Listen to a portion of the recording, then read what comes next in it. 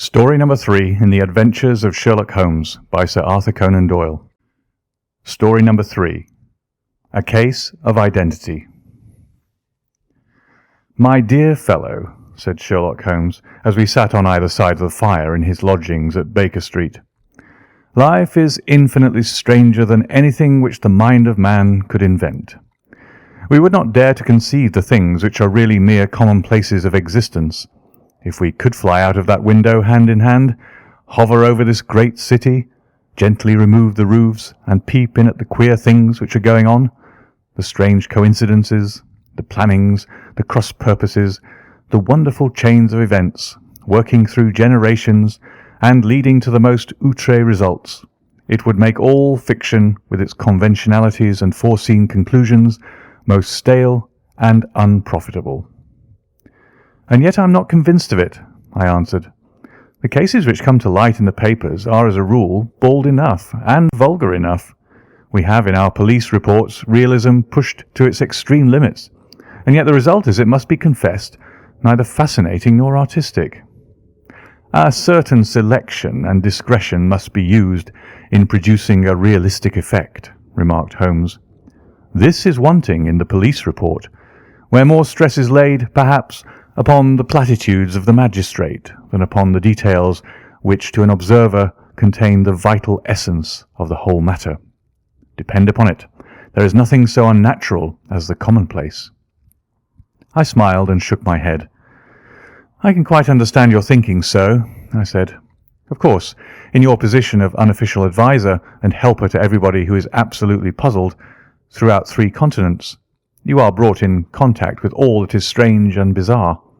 But here," I picked up the morning paper from the ground, "let us put it to a practical test. Here is the first heading upon which I come. A husband's cruelty to his wife. There's half a column of print, but I know without reading it that it is all perfectly familiar to me.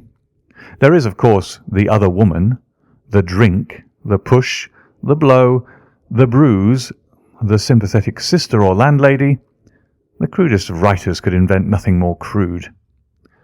"Indeed, your example is an unfortunate one for your argument," said Holmes, taking the paper and glancing his eye down it. "This is the Dundas separation case, and, as it happens, I was engaged in clearing up some small points in connection with it. The husband was a teetotaler. There was no other woman, and the conduct complained of was that he had drifted into the habit of winding up every meal by taking out his false teeth and hurling them at his wife, which, you will allow, is not an action likely to occur to the imagination of the average storyteller. Take a pinch of snuff, Doctor, and acknowledge that I have scored over you in your example." He held out his snuff-box of old gold with a great amethyst in the centre of the lid. Its splendour was in such contrast to his homely ways and simple life that I could not help commenting upon it. "Ah," said he, "I forgot that I had not seen you for some weeks. It is a little souvenir from the King of Bohemia in return for my assistance in the case of the Irene Adler papers." "And the ring?" I asked, glancing at a remarkable brilliant which sparkled upon his finger. "It was from the reigning family of Holland, though the matter in which I served them was of such delicacy that I cannot confide it even to you, who have been good enough to chronicle 1 or 2 of my little problems." "And have you any on hand just now?" I asked with interest. "Some 10 or 12, but none which present any feature of interest. They are important, you understand, without being interesting. Indeed, I have found that it is usually in unimportant matters that there is a field for the observation and for the quick analysis of cause and effect which gives the charm to an investigation. The larger crimes are apt to be the simpler, for the bigger the crime, the more obvious, as a rule, is the motive. In these cases, save for one rather intricate matter which has been referred to me from Marseille, there is nothing which presents any features of interest. It is possible, however, that I may have something better before very many minutes are over, for this is one of my clients, or I am much mistaken." He had risen from his chair and was standing between the parted blinds, gazing down into the dull, neutral-tinted London street. Looking over his shoulder, I saw that on the pavement opposite there stood a large woman with a heavy fur boa round her neck and a large curling red feather in a broad-brimmed hat which was tilted in a coquettish Duchess of Devonshire fashion over her ear. From under this great panoply she peeped up in a nervous, hesitating fashion at our windows, while her body oscillated backward and forward, and her fingers fidgeted with her glove buttons. Suddenly, with a plunge, as of the swimmer who leaves the bank, she hurried across the road, and we heard the sharp clang of the bell. "I have seen those symptoms before," said Holmes, throwing his cigarette into the fire. "Oscillation upon the pavement always means an affaire de cœur. She would like advice, but is not sure that the matter is not too delicate for communication. And yet even here we may discriminate. When a woman has been seriously wronged by a man, she no longer oscillates, and the usual symptom is a broken bell wire. Here we may take it that there is a love matter, but that the maiden is not so much angry as perplexed or grieved. But here she comes in person to resolve our doubts." As he spoke there was a tap at the door, and the boy in buttons entered to announce Miss Mary Sutherland, while the lady herself loomed behind his small black figure like a full-sailed merchantman behind a tiny pilot-boat. Sherlock Holmes welcomed her with the easy courtesy for which he was remarkable, and having closed the door and bowed her into an armchair, he looked her over in the minute and yet abstracted fashion which was peculiar to him. "Do you not find," he said, "that with your short sight it is a little trying to do so much typewriting?" "I did at first," she answered, "but now I know where the letters are without looking." Then suddenly, realizing the full purport of his words, she gave a violent start and looked up with fear and astonishment upon her broad, good-humoured face. "You've heard about me, Mr. Holmes," she cried. "Else how could you know all that?" "Never mind," said Holmes, laughing. "It is my business to know things. Perhaps I've trained myself to see what others overlook. If not, why should you come to consult me?" "I came to you, sir, because I heard of you from Mrs. Etheridge, whose husband you found so easy when the police and everyone had given him up for dead. Oh, Mr. Holmes, I wish you would do as much for me. I'm not rich, but still I have 100 a year in my own right, besides the little that I make by the machine, and I would give it all to know what has become of Mr. Hosmer Angel." "Why did you come away to consult me in such a hurry?" asked Sherlock Holmes, with his fingertips together and his eyes to the ceiling. Again a startled look came over the somewhat vacuous face of Miss Mary Sutherland. "Yes, I did bang out of the house," she said, "for it made me angry to see the easy way in which Mr. Windibank, that is, my father, took it all. He would not go to the police, and he would not go to you, and so at last, as he would do nothing and kept on saying that there was no harm done, it made me mad, and I just on with my things and came right away to you." "Your father?" said Holmes. "Your stepfather, surely, since the name is different." "Yes, my stepfather. I call him father, though it sounds funny too, for he is only 5 years and 2 months older than myself." "And your mother is alive?" "Oh, yes, mother is alive and well. I wasn't best pleased, Mr. Holmes, when she married again so soon after father's death, and a man who was nearly 15 years younger than herself. Father was a plumber in the Tottenham Court Road, and he left a tidy business behind him, which mother carried on with Mr. Hardy, the foreman. But when Mr. Windibank came, he made her sell the business, for he was very superior, being a traveller in wines. They got £4,700 for the goodwill and interest, which wasn't near as much as father could have got if he had been alive." I had expected to see Sherlock Holmes impatient under this rambling and inconsequential narrative, but on the contrary, he had listened with the greatest concentration of attention. "Your own little income," he asked, "does it come out of the business?" "Oh, no, sir. It is quite separate, and was left me by my Uncle Ned in Auckland. It is in New Zealand stock, paying 4.5%. £2,500 was the amount, but I can only touch the interest." "You interest me extremely," said Holmes, "and since you draw so large a sum as 100 a year, with what you earn into the bargain, you no doubt travel a little and indulge yourself in every way. I believe that a single lady can get on very nicely upon an income of about £60. "I could do with much less than that, Mr. Holmes, but you understand that as long as I live at home I don't wish to be a burden to them, and so they have the use of the money just while I am staying with them. Of course, that is only just for the time. Mr. Windibank draws my interest every quarter and pays it over to my mother, and I found that I can do pretty well with what I earn at typewriting. It brings me 2 pence a sheet, and I can often do from 15 to 20 sheets in a day." "You have made your position very clear to me," said Holmes. "This is my friend, Dr. Watson, before whom you can speak as freely as before myself. Kindly tell us now all about your connection with Mr. Hosmer Angel." A flush stole over Miss Sutherland's face, and she picked nervously at the fringe of her jacket. "I met him first at the gasfitters' ball," she said. "They used to send father tickets when he was alive, and then afterwards they remembered us and sent them to mother. Mr. Windibank did not wish us to go. He never did wish us to go anywhere. He would get quite mad if I wanted so much as to join a Sunday school treat. But this time I was set on going, and I would go, for what right had he to prevent? He said that folk were not fit for us to know when all father's friends were to be there.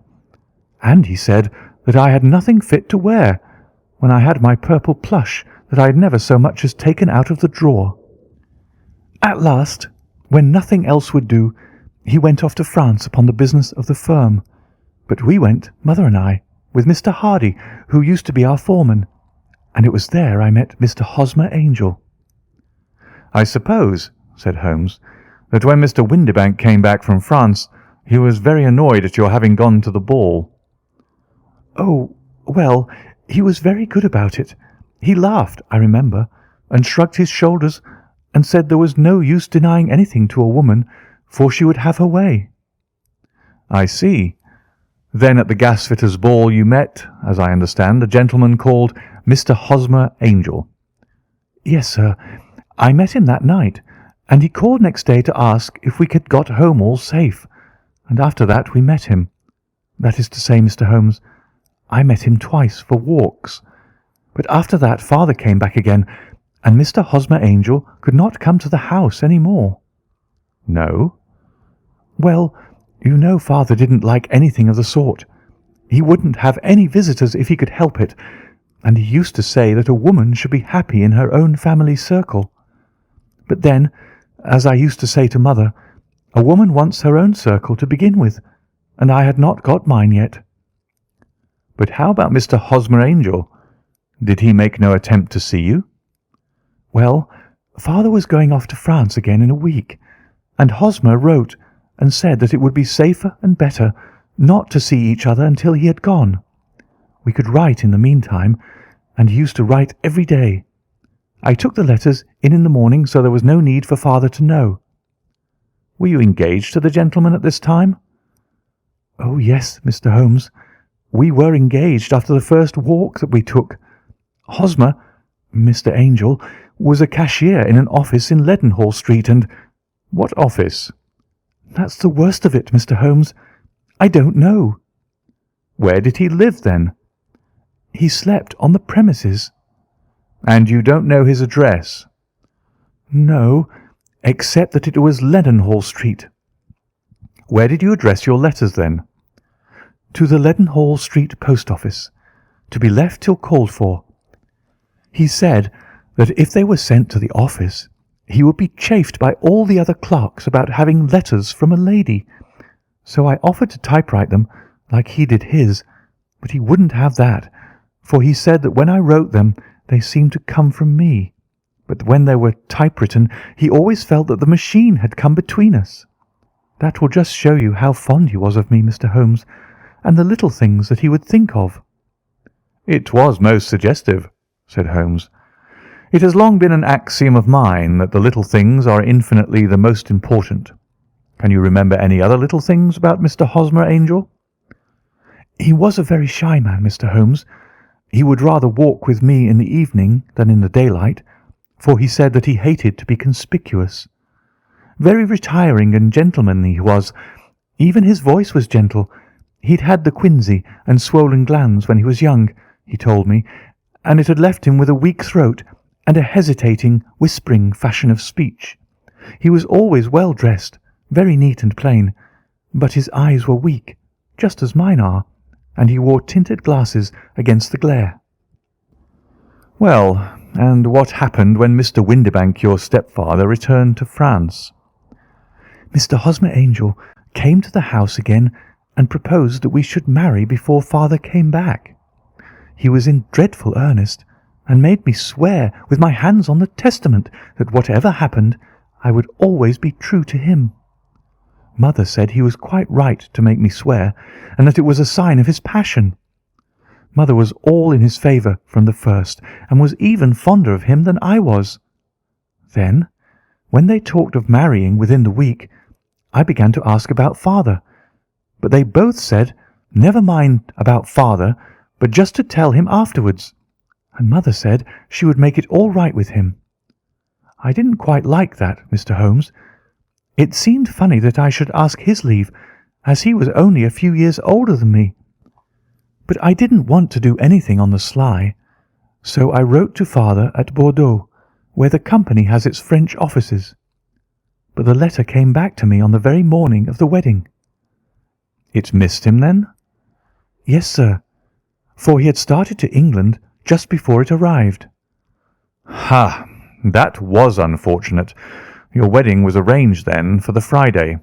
Was it to be in church?" "Yes, sir, but very quietly. It was to be at St. Saviour's near King's Cross, and we were to have breakfast afterwards at the St. Pancras Hotel. Hosmer came for us in a hansom, but as there were two of us, he put us both into it and stepped himself into a four-wheeler, which happened to be the only other cab in the street. We got to the church first, and when the four-wheeler drove up, we waited for him to step out. But he never did, and when the cabman got down from the box and looked, there was no one there. The cabman said he could not imagine what had become of him, for he had seen him get in with his own eyes. That was last Friday, Mr. Holmes, and I have never seen or heard anything since to throw any light upon what became of him." "It seems to me that you have been very shamefully treated," said Holmes. "Oh, no, sir. He was too good and kind to leave me so. Why, all the morning he was saying to me that whatever happened, it was to be true, and that even if something quite unforeseen occurred to separate us, I was always to remember that I was pledged to him, and that he would claim his pledge sooner or later. It seems strange talk for a wedding morning, but what has happened since gives a meaning to it." "Most certainly it does. Your own opinion is, then, that some unforeseen catastrophe has occurred to him?" "Yes, sir. I believe that he foresaw some danger, or else he would not have talked so, and then I think that what he foresaw happened." "But you have no notion as to what it could have been?" "None." "One more question. How did your mother take the matter?" "She was angry, and said that I was never to speak of the matter again." "And your father? Did you tell him?" "Yes, and he seemed to think with me that something had happened, and that I should hear of Hosmer again. As he said, what interest could anyone have in bringing me to the doors of the church and then leaving me?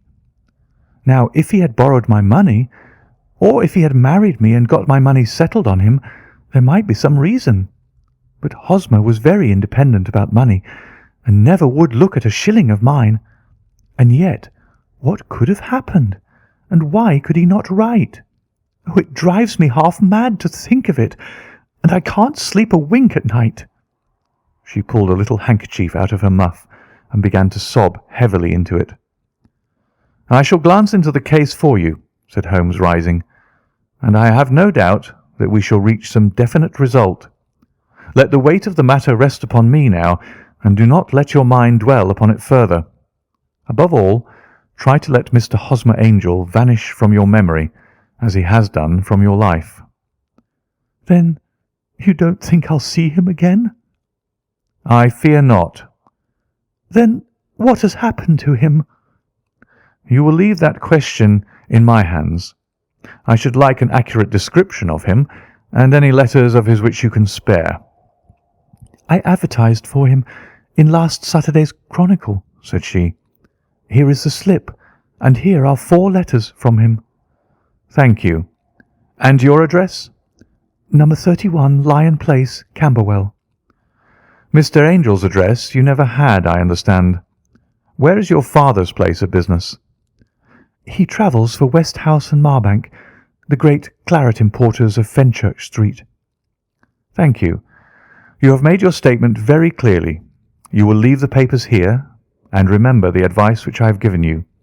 Let the whole incident be a sealed book, and do not allow it to affect your life." "You are very kind, Mr. Holmes, but I cannot do that. I shall be true to Hosmer. He shall find me ready when he comes back." For all the preposterous hat and the vacuous face, there was something noble in the simple faith of our visitor which compelled our respect. She laid her little bundle of papers upon the table and went her way, with a promise to come again whenever she might be summoned. Sherlock Holmes sat silent for a few minutes, with his fingertips still pressed together, his legs stretched out in front of him, and his gaze directed upward to the ceiling.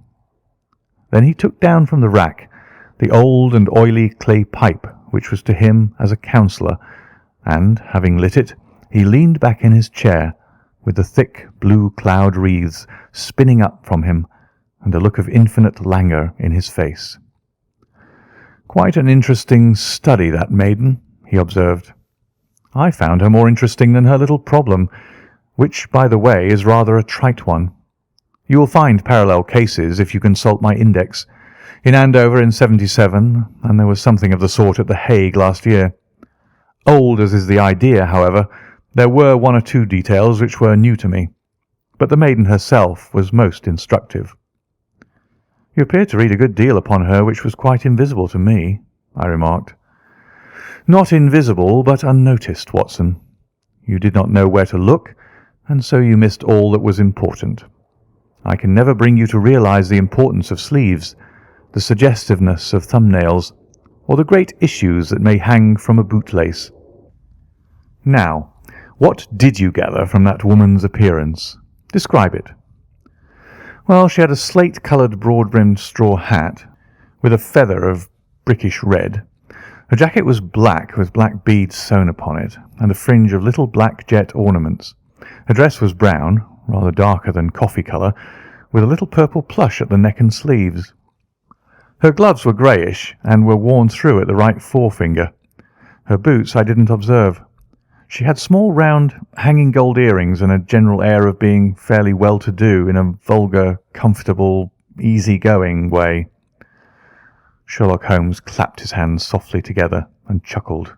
"Upon my word, Watson, you are coming along wonderfully. You have really done very well indeed. It is true that you have missed everything of importance, but you have hit upon the method, and you have a quick eye for colour. Never trust to general impressions, my boy, but concentrate yourself upon details. My first glance is always at a woman's sleeve. In a man it is perhaps better first to take the knee of the trouser. As you observe, this woman had plush upon her sleeves, which is a most useful material for showing traces. The double line, a little above the wrist, where the typewritist presses against the table, was beautifully defined. The sewing machine of the hand type leaves a similar mark, but only on the left arm, and on the side of it farthest from the thumb, instead of being right across the broadest part, as this was. I then glanced at her face, and observed the dint of a pince-nez at either side of her nose. I ventured a remark upon short sight and typewriting, which seemed to surprise her. It surprised me. But surely it was obvious. I was then much surprised and interested on glancing down to observe that, though the boots which she was wearing were not unlike each other, they were really odd ones, the one having a slightly decorated toe cap and the other a plain one. One was buttoned only in the 2 lower buttons out of 5, and the other at the 1st, 3rd, and 5th. Now, when you see that a young lady, otherwise neatly dressed, has come away from home with odd boots, half buttoned, it is no great deduction to say that she came away in a hurry. "And what else?" I asked, keenly interested, as I always was, by my friend's incisive reasoning. "I noted in passing that she had written a note before leaving home, but after being fully dressed. You observed that her right glove was torn at the forefinger, but you did not apparently see that both glove and finger were stained with violet ink. She had written in a hurry and dipped her pen too deep. It must have been this morning, or the mark would not remain clear upon the finger. All this is amusing, though rather elementary, but I must go back to business, Watson. Would you mind reading me the advertised description of Mr. Hosmer Angel?" I held the little printed slip to the light.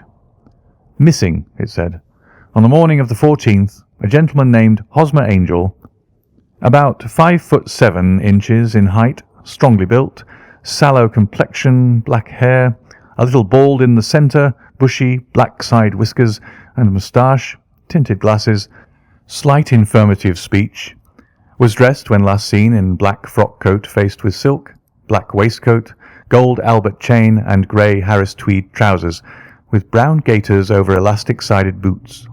Known to have been employed in an office in Leadenhall Street. Anybody bringing—" "That will do," said Holmes. "As to the letters," he continued, glancing over them, "they are very commonplace. Absolutely no clue in them to Mr. Angel, save that he quotes Balzac once. There is one remarkable point, however, which will no doubt strike you." "They are typewritten," I remarked. "Not only that, but the signature is typewritten. Look at the neat little Hosmer Angel at the bottom. There is a date, you see, but no superscription except Leadenhall Street, which is rather vague. The point about the signature is very suggestive. In fact, we may call it conclusive." "Of what?"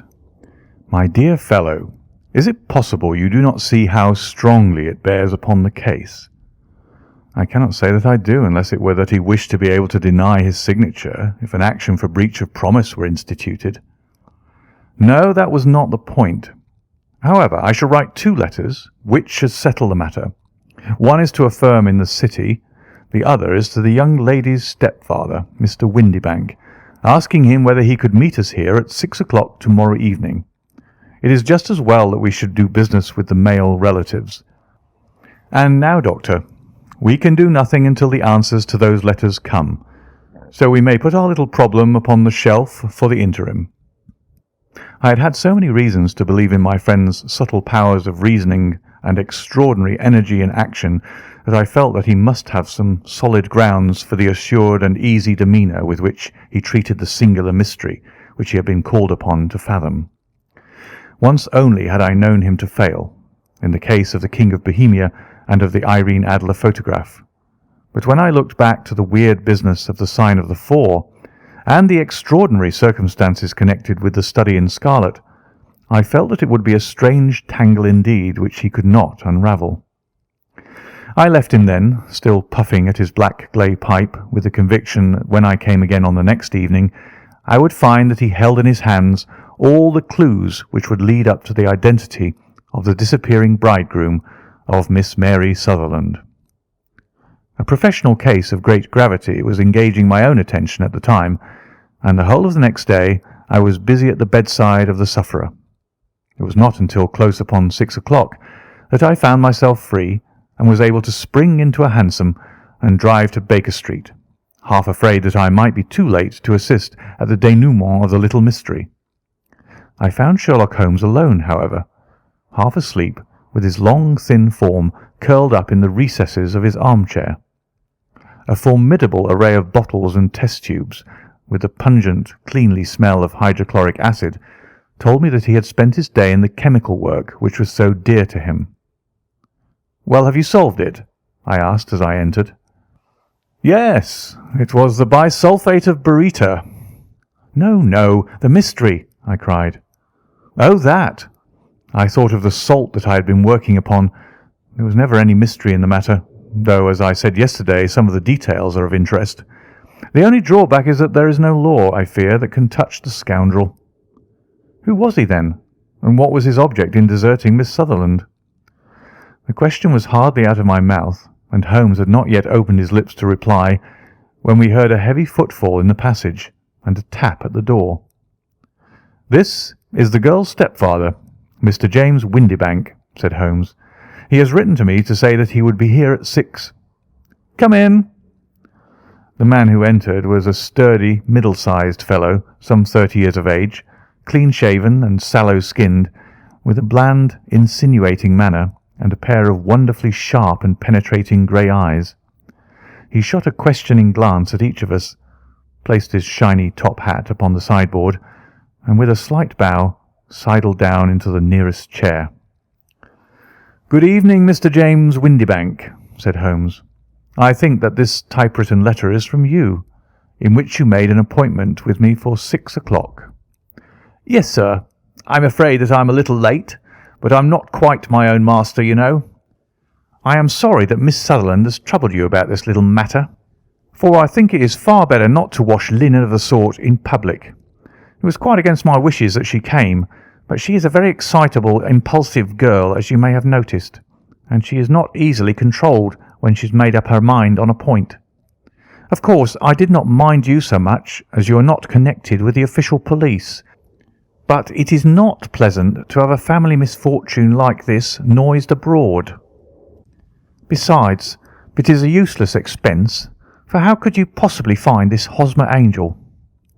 "On the contrary," said Holmes quietly, "I have every reason to believe that I will succeed in discovering Mr. Hosmer Angel." Mr. Windibank gave a violent start and dropped his gloves. "I'm delighted to hear it," he said. "It is a curious thing," remarked Holmes, "that a typewriter has really quite as much individuality as a man's handwriting. Unless they are quite new, no two of them write exactly alike. Some letters get more worn than others, and some wear only on one side.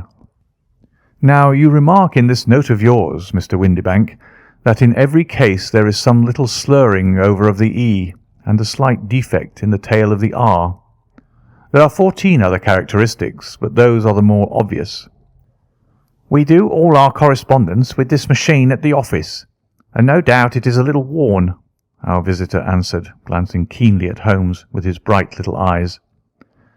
"And now I will show you what is really a very interesting study, Mr. Windibank," Holmes continued. "I think of writing another little monograph some of these days on the typewriter and its relation to crime. It is a subject to which I have devoted some little attention. I have here 4 letters which purport to come from the missing man. They are all typewritten. In each case, not only are the E's slurred and the R's tailless, but you will observe, if you care to use my magnifying lens, that the 14 other characteristics to which I have alluded are there as well." Mr. Windibank sprang out of his chair and picked up his hat. "I cannot waste time over this sort of fantastic talk, Mr. Holmes," he said. "If you can catch the man, catch him, and let me know when you have done it." "Certainly," said Holmes, stepping over and turning the key in the door. "I let you know, then, that I have caught him." "What? Where?" shouted Mr. Windibank, turning white to his lips and glancing about him like a rat in a trap. "Oh, it won't do. Really it won't," said Holmes suavely. "There is no possible getting out of it, Mr. Windibank. It is quite too transparent, and it was a very bad compliment when you said that it was impossible for me to solve so simple a question. That's right. Sit down and let us talk it over." Our visitor collapsed into a chair with a ghastly face and a glitter of moisture on his brow. It's not actionable," he stammered. "I am very much afraid that it is not. But between ourselves, Windibank, it was as cruel and selfish and heartless a trick in a petty way as ever came before me. Now let me just run over the course of events, and you will contradict me if I go wrong." The man sat huddled up in his chair with his head sunk upon his breast, like one who is utterly crushed. Holmes stuck his feet up on the corner of the mantelpiece and, leaning back with his hands in his pockets, began talking, rather to himself as it seemed, than to us. "The man married a woman very much older than himself for her money," said he, "and he enjoyed the use of the money of the daughter as long as she lived with them. It was a considerable sum for people in their position, and the loss of it would have made a serious difference. It was worth an effort to preserve it. The daughter was of a good, amiable disposition, but affectionate and warm-hearted in her ways, so that it was evident that with her fair personal advantages and her little income, she would not be allowed to remain single long. Now her marriage would mean, of course, the loss of 100 a year. So what does her stepfather do to prevent it? He takes the obvious course of keeping her at home and forbidding her to seek the company of people of her own age. But soon he found that they would not answer forever. She became restive, insisted upon her rights, and finally announced her positive intention of going to a certain ball. What does her clever stepfather do then? He conceives an idea more creditable to his head than to his heart. With the connivance and assistance of his wife, he disguised himself, covered those keen eyes with tinted glasses, masked the face with a moustache and a pair of bushy whiskers, sunk that clear voice into an insinuating whisper, and doubly secure on account of the girl's short sight, he appears as Mr. Hosmer Angel, and keeps off other lovers by making love himself. "It was only a joke at first," groaned our visitor. "We never thought that she would have been so carried away." "Very likely not. However that may be, the young lady was very decidedly carried away, and having quite made up her mind that her stepfather was in France, the suspicion of treachery never for an instant entered her mind. She was flattered by the gentleman's attentions, and the effect was increased by the loudly expressed admiration of her mother. Then Mr. Angel began to call, for it was obvious that the matter should be pushed as far as it would go if a real effect were to be produced. There were meetings, and an engagement which would finally secure the girl's affections from turning towards anyone else. But the deception could not be kept up forever. These pretended journeys to France were rather cumbrous. The thing to do was clearly to bring the business to an end in such a dramatic manner that it would leave a permanent impression upon the young lady's mind, and prevent her from looking upon any other suitor for some time to come. Hence those vows of fidelity exacted upon a testament, and hence also the allusions to a possibility of something happening on the very morning of the wedding. James Windibank wished Miss Sutherland to be so bound to Hosmer Angel, and so uncertain as to his fate, that for 10 years to come, at any rate, she would not listen to another man. As far as the church door he brought her, and then, as he could go no farther, he conveniently vanished away by the old trick of stepping in at one door of a four-wheeler and out at the other. I think that was the chain of events, Mr. Windibank." Our visitor had recovered something of his assurance while Holmes had been talking, and he rose from his chair now with a cold sneer upon his pale face. "It may be so, or it may not, Mr. Holmes," said he. "But if you are so very sharp, you ought to be sharp enough to know that it is you who are breaking the law now, and not me. I have done nothing actionable from the first, but as long as you keep that door locked, you lay yourself open to an action for assault and illegal constraint." "The law cannot, as you say, touch you," said Holmes, unlocking and throwing open the door. "Yet there never was a man who deserved punishment more.